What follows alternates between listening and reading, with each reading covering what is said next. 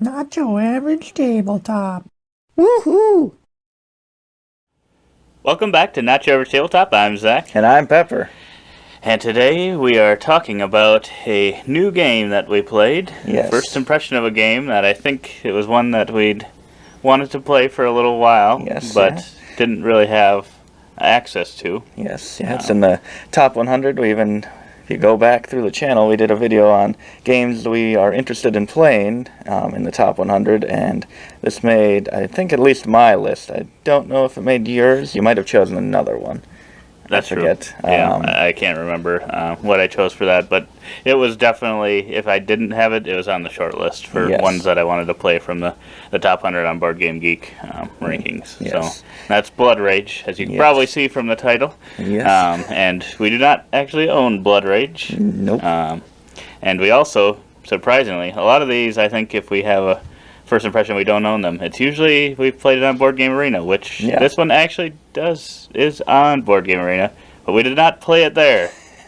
We did not. So, we ended up playing it at a mini convention. Yeah. At our friendly local game store. Yeah, it was And their 10th anniversary. yes, Right? So they kind of had the Dork Den. Yes, nice little get together, play different games, and we saw a few on there that we were interested in, and that was definitely one of them. So signed us up and got a table. Yeah, and I think in my head, looking forward to playing this game, I always thought, it looked like a big game from what I'd seen. I think I'd seen it played on the Dice Tower a couple times, because I think back in the day when Sam was still there, it was his favorite game of all time. I think it probably still is. So I think they usually, if they did one of their 24-hour marathons or something, they would play it. Yeah. So I always thought it was a huge game, and I'm like, oh, it's probably like a long game, especially if you don't know how to play it. Yeah. And I don't think that, because pretty much since I didn't have access to it, I never really looked into how to play it, really. Yeah.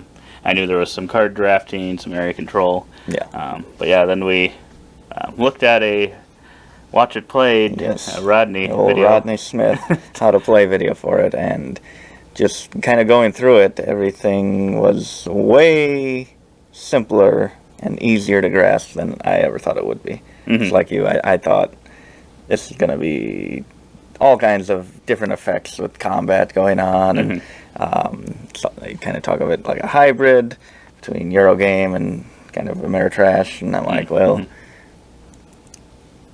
that seems pretty big, like you thought. And to be in the top 100 as well is a little intimidating. It gets you excited for the game, but it also makes you think it's maybe bigger than it actually is. Right. I think some of those are bigger and longer games, kind of the ones that really make it high. And I think it's still rated pretty high for being on there for like 7 or 8 years at this point. Well, maybe not in the top 100, but being around for that long.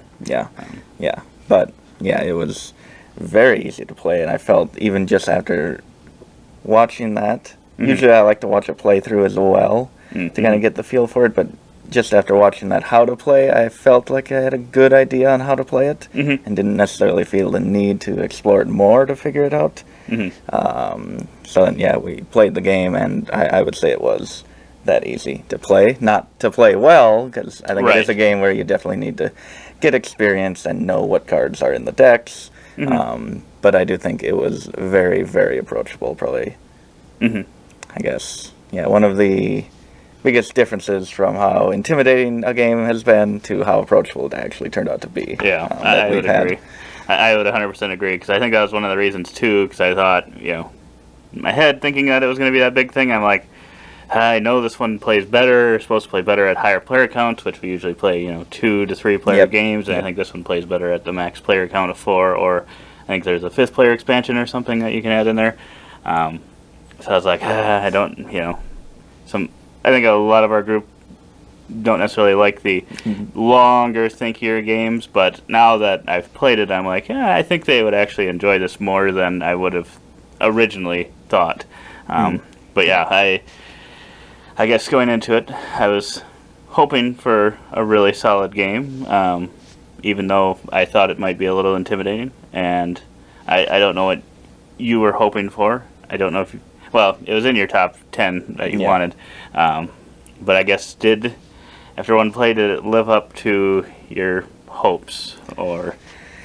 My expectations were, this is a great game. It's going to be a great game, but maybe not for me. But I think it probably exceeded that by, like we said, being more approachable, and I could definitely see myself playing it more, and I did really enjoy it. And so I think it delivered pretty much everything I wanted it to, and in a more approachable way than I expected. So I think it definitely did live up to my expectations of the game. Nice. Yeah, I'm trying to think of how my expectations changed after. So, Cthulhu Death May Die is also an Eric Lang game, I believe. Yep. So he's the one that did Blood Rage. And after playing that, because I had no interest in Cthulhu or any of that, and now you had to watch our top 50 of all time for 2022 to kind of see what my thoughts were on that game, it may have really set my expectations even higher for future Eric Lang games. And I think, yeah, like you said, that it was approachable. I think that part really lived up to it. Yeah. But I think it is one, like you said, that it's going to take many more plays to really get a feel of if I'm really going to like it or not. I can't really tell if it's one that I'll really want to play over and over again, or if it's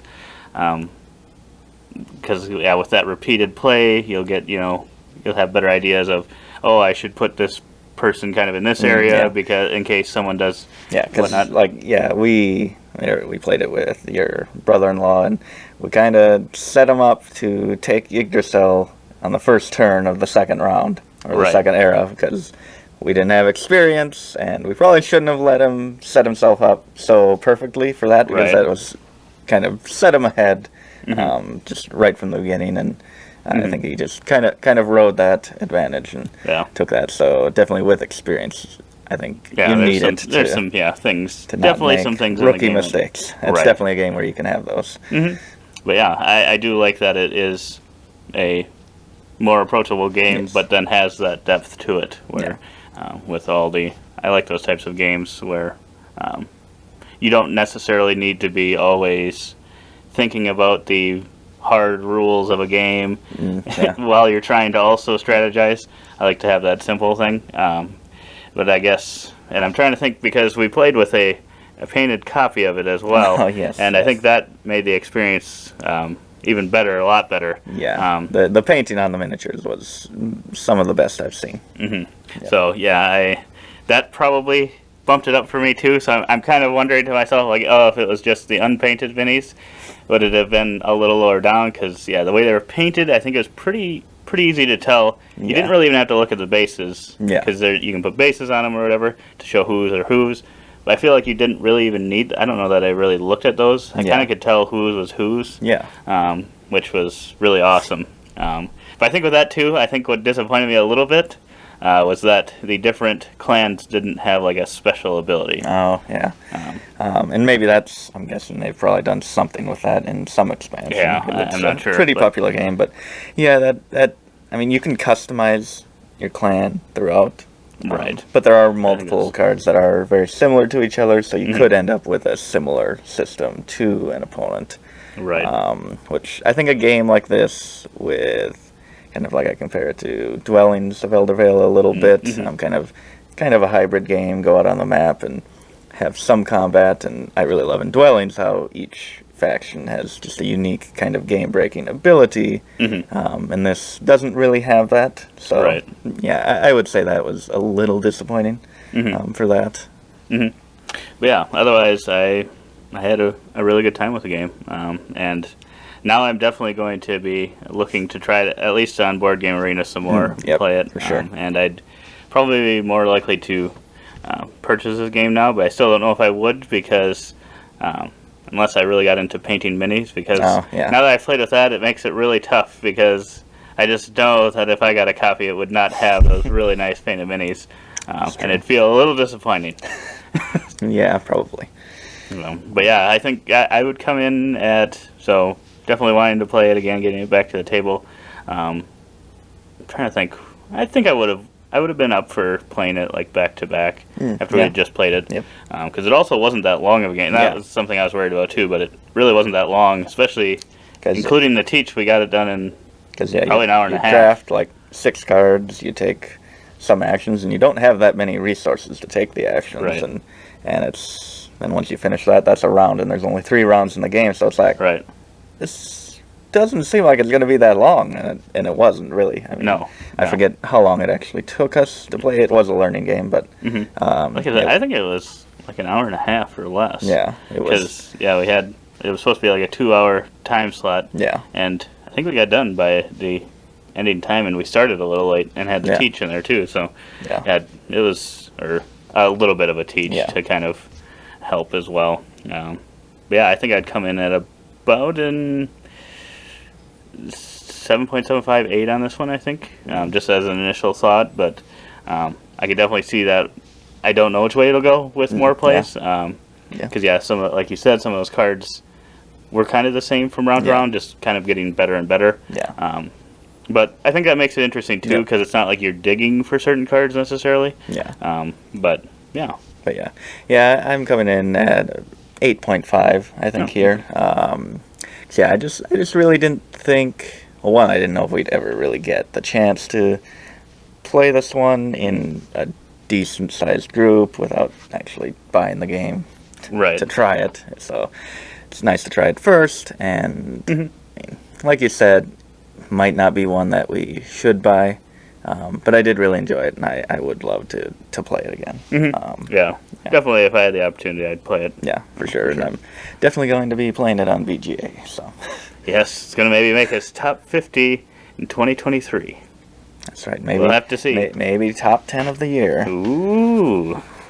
But yeah, I think that is everything I can remember with Blood Rage. It's a solid game. I guess. Do you think it deserves a spot in the top 100 Board Game Geek? There's so many games that do these kind of things Yeah. that have combat and have a little card drafting, little Euro mechanisms to it as well. I think it's kind of was the first big one to the scene, and I think that's given it the staying power. Where I don't know if it was released today, if it would necessarily make a huge impact. That's true. I think I agree with that. But at the time, I think it definitely deserved it.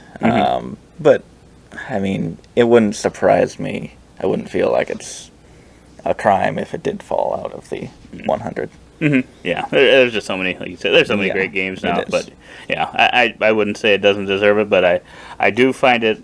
I think it's a little crazy to me that it's not. I think it's in the top 50 still, yeah. which I'm not saying it doesn't deserve it, but it's cool that it's stuck around for that long. And usually, I don't know, games like that, especially nowadays when it seems like there's so many of these yep. huge, grandiose, kind of battling Yeah. games and stuff, and just like I don't know, I'm trying to think if many of those really end up getting into the top 100. I don't think so. Yeah, 'cause I think there's just so many of them that it's Yeah. very hard to stick out. Yeah. So it definitely capitalized, and I think it still holds up. Yeah. It's many years later, but yes, that is our first impressions after our one play of Blood Rage, and we kind of needed to play it because we'll be entering ourselves into the World Series of board gaming.